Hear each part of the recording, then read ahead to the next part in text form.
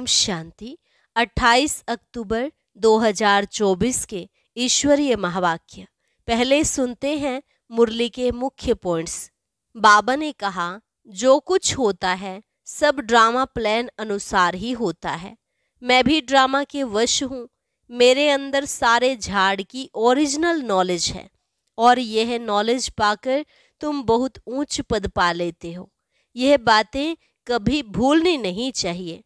सारा मदार सर्विस पर है। जबकि स्वयं बाप भी आकर सर्विस करते हैं तो बच्चों को भी करनी चाहिए। फिर बाबा ने कहा, यहाँ तुम वनवास में हो, इसलिए यह चाहिए वह चाहिए ऐसे ख्यालात नहीं आने चाहिए। अगर इस दुनिया की कोई भी चीज़ तुम्हें खींचती है तो यह भी देह अभिमान है। अभी तुम्हें पुरुषार्थ में बहुत मेहनत करनी है। मेहनत बिगर थोड़े ही विश्व की बादशाही मिल सकती है। आगे चल समय जितना नज़दीक आता जाएगा तो तुम्हारा रिजल्ट भी प्रत्यक्ष होता जाएगा। तुम्हें मालूम पड़ जाएगा कौन क्या बनने वाला है। तुम्हारा तो बाप के साथ बहुत लव होना चाहिए। भाई भाई के लव से कुछ नहीं मिलना, वर्षा तो एक बाप से ही मिलता है। मूल सब्जेक्ट है याद। याद से ही ताकत आएगी।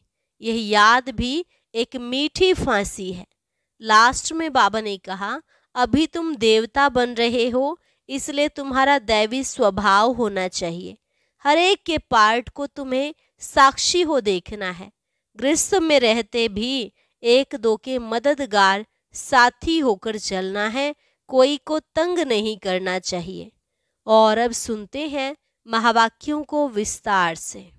मुरली का सार। मीठे बच्चे, सतगुरु की पहली पहली श्रीमत है, देही अभिमानी बनो, देह अभिमान छोड़ दो। प्रश्न, इस समय तुम बच्चे कोई भी इच्छा व चाहना नहीं रख सकते हो, क्यों? उत्तर, क्योंकि तुम सब वानप्रस्थी हो। तुम जानते हो इन आँखों से जो कुछ देखते हैं वह विनाश होना है। अब तुम्हें कुछ भी नहीं चाहिए, बिल्कुल बेगर बनना है। अगर ऐसी कोई ऊंची चीज पहनेंगे तो खींचेगी, फिर देह अभिमान में फंसते रहेंगे। इसमें ही मेहनत है। जब मेहनत कर पूरे देही अभिमानी बनो तब विश्व की बादशाही मिलेगी। ओम शांति। यह 15 मिनट व आधा घंटा बच्चे बैठे हैं। बाबा भी 15 मिनट बिठाते हैं कि अपने को आत्मा समझ बाप को याद करो। यह शिक्षा एक ही बार मिलती है, फिर कभी नहीं मिलेगी। सतयुग में ऐसे नहीं कहेंगे कि आत्म अभिमानी हो बैठो। यह एक ही सतगुरु कहते हैं। उनके लिए कहा जाता है, एक सतगुरु तारे, बाकी सब बोरे डुबोए। यहाँ बाप तुमको देही अभिमानी बनाते हैं। खुद भी देही है ना। समझाने के लिए कहते हैं, मैं तुम सभी आत्माओं का बाप हूँ। उनको तो देही बन बाप को याद नहीं करना है।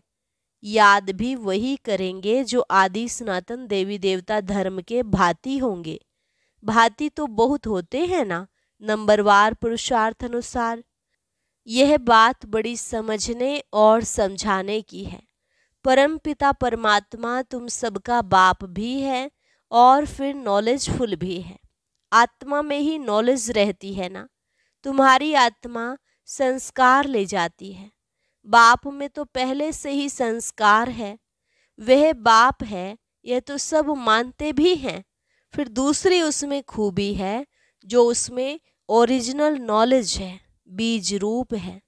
जैसे बाप तुमको बैठ समझाते हैं, तुमको फिर औरों को समझाना है।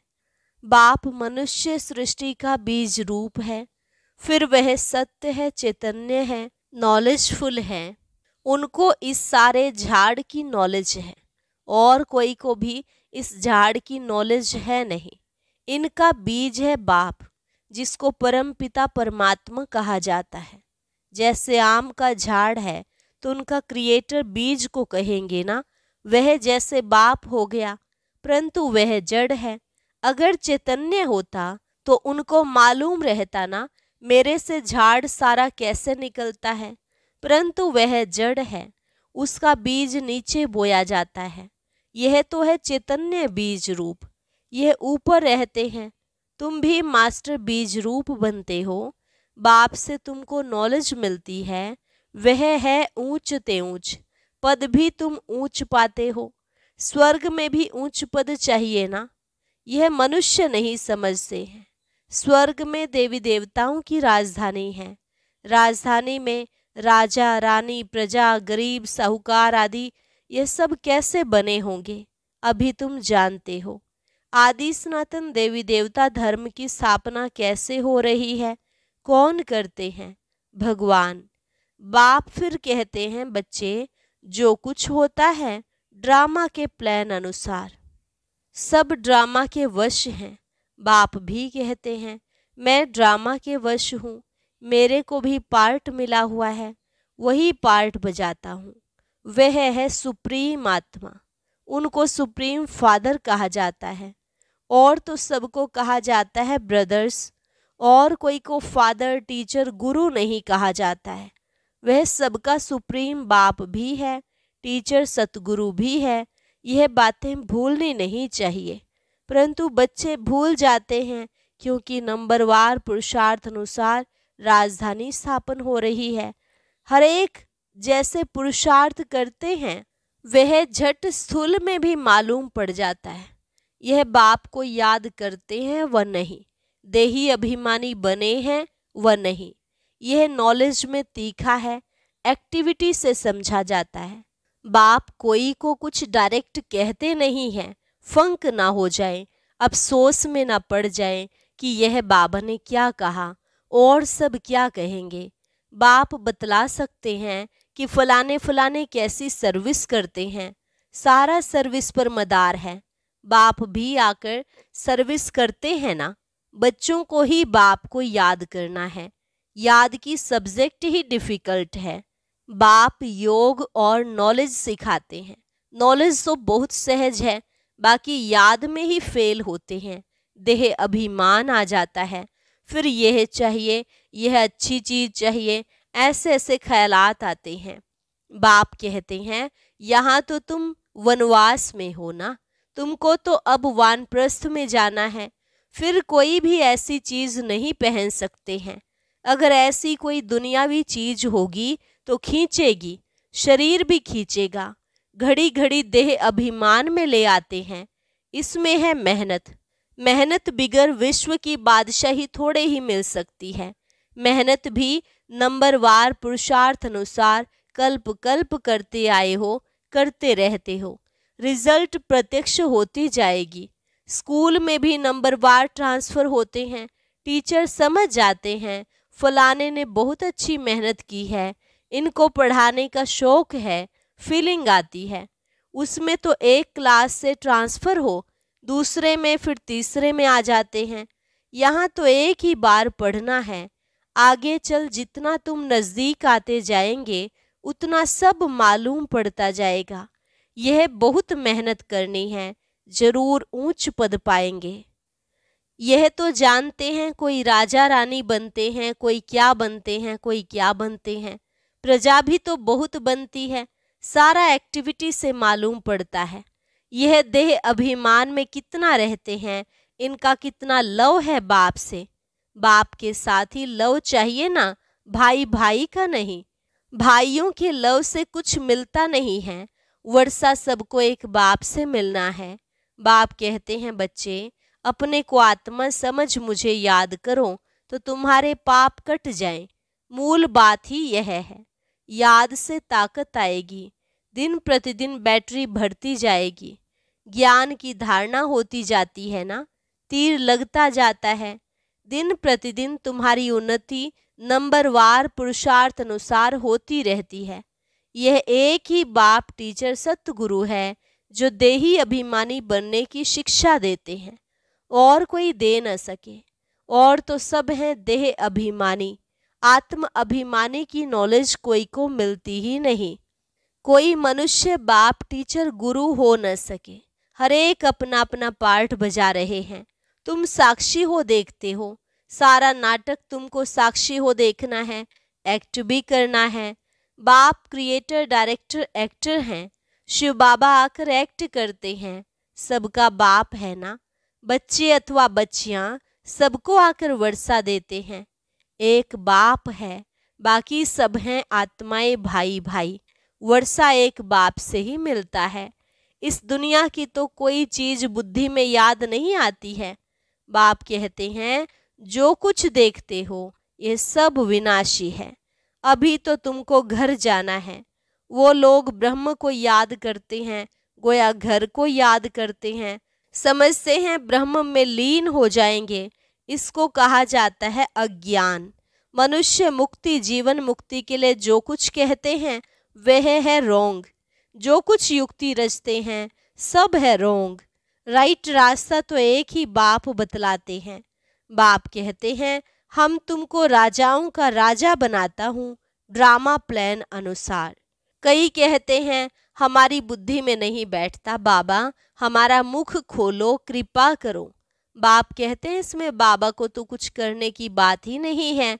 मुख्य बात है तुमको डायरेक्शन पर चलना है। बाप का ही राइट डायरेक्शन मिलता है, बाकी सब मनुष्यों के है रोंग डायरेक्शन। क्योंकि सब में 5 विकार हैं, नीचे ही उतरते उतरते रोंग बनते जाते हैं।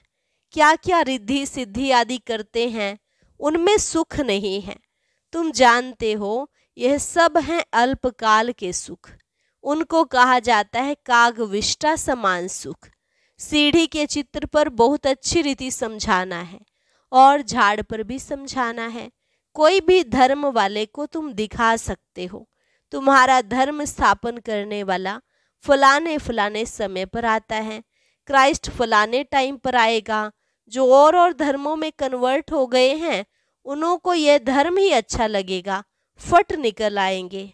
बाकी कोई को अच्छा नहीं लगेगा तो वे पुरुषार्थ ही कैसे करेंगे। मनुष्य मनुष्य को फांसी पर चढ़ाते हैं।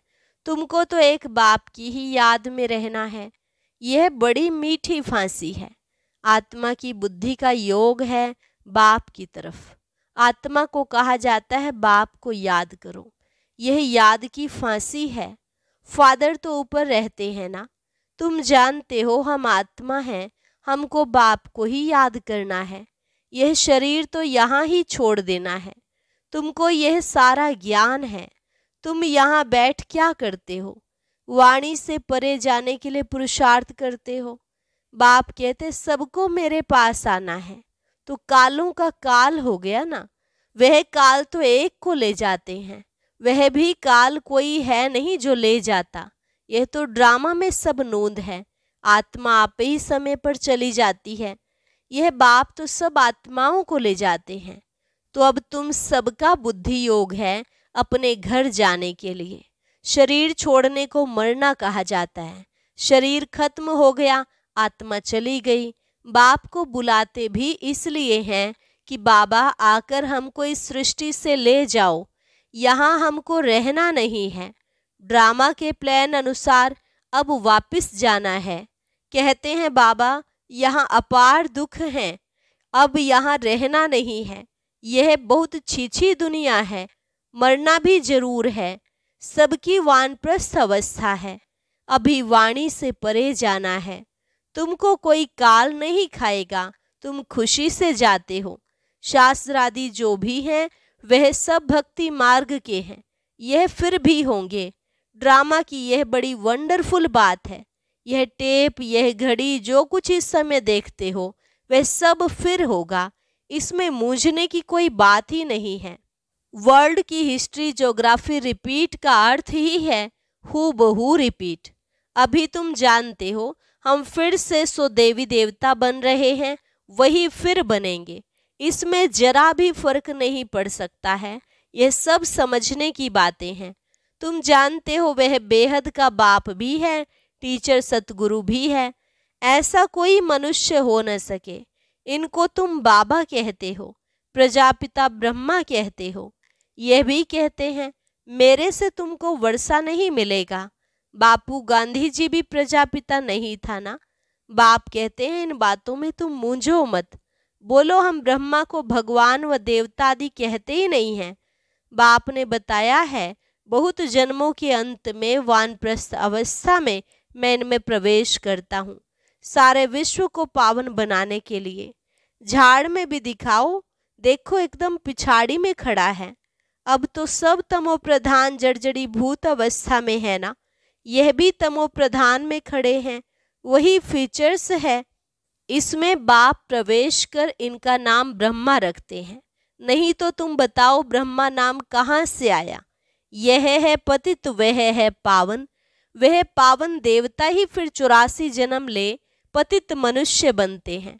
यह मनुष्य से देवता बनने वाला है।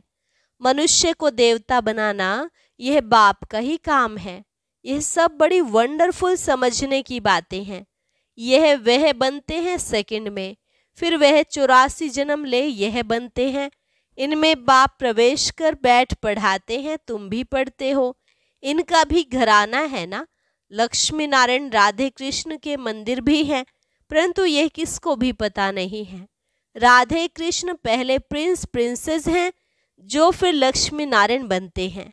यह बेगर टू प्रिंस बनेंगे, प्रिंस तो बेगर बनते हैं। कितनी सहज बात है। 84 जन्मों की कहानी इन दोनों चित्रों में है।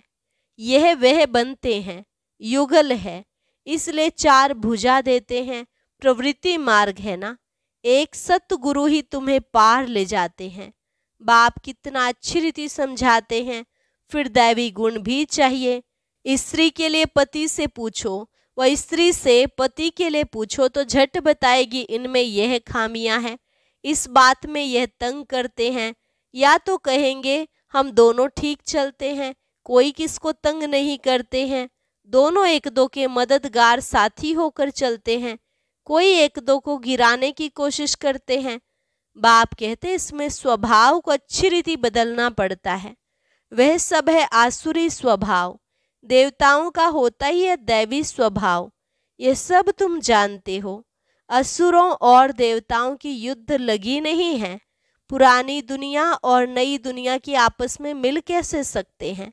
बाप कहते हैं पास्ट बातें जो होकर गई हैं उनको बैठ लिखा है, उनको कहानियां कहेंगे। त्योहार आदि सब यहाँ के हैं, द्वापर से लेकर मनाते हैं, सतयुग में नहीं मनाए जाते। ये सब बुद्धि से समझने की बातें हैं। देह अभिमान के कारण बच्चे बहुत पॉइंट्स भूल जाते हैं। नॉलेज तो सहज है, 7 रोज में सारी नॉलेज धारण हो सकती है। पहले अटेंशन चाहिए याद की यात्रा पर। अच्छा, मीठे मीठे सिकिलधे बच्चों प्रति माता पिता बाप दादा का याद प्यार और गुड मॉर्निंग। रूहानी बाप की रूहानी बच्चों को नमस्ते। रूहानी बच्चों की रूहानी बाप दादा को नमस्ते नमस्ते, गुड मॉर्निंग। धारणा के लिए मुख्य सार। पहली पॉइंट, इस बेहद नाटक में एक्ट करते हुए सारे नाटक को साक्षी होकर देखना है, इसमें मूंझना नहीं है।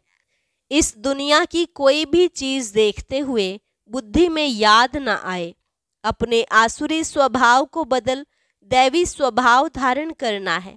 एक दो का मददगार होकर चलना है, किसी को तंग नहीं करना है। वरदान, स्वयं में सर्व शक्तियों को इमर्ज रूप में अनुभव करने वाले सर्व सिद्धि स्वरूप भव। स्वयं में सर्व शक्तियों को इमर्ज रूप में अनुभव करने वाले सर्व सिद्धि स्वरूप भव। लौकिक में किसी के पास किसी बात की शक्ति होती है, चाहे धन की, बुद्धि की, संबंध संपर्क की, तो उसे निश्चय रहता है कि यह क्या बड़ी बात है। वे शक्ति के आधार से सिद्धि प्राप्त कर लेते हैं। आपके पास तो सभी शक्तियां हैं। अविनाशी धन की शक्ति सदा साथ है, बुद्धि की भी शक्ति है तो पोजीशन की भी शक्ति है। सर्व शक्तियां आप में हैं। इन्हें सिर्फ इमर्ज रूप में अनुभव करो तो समय पर विधि द्वारा सिद्धि प्राप्त कर सिद्धि स्वरूप बन जाएंगे। स्लोगन, मन को प्रभु की अमानत समझकर उसे सदा श्रेष्ठ कार्य में लगाओ। और अब सुनते हैं आज का अव्यक्त ज्ञान मोती। ये एक बहुत संस्कारितापूर्ण वीडियो है, जरूर देखें, कोई भी मिस ना करे।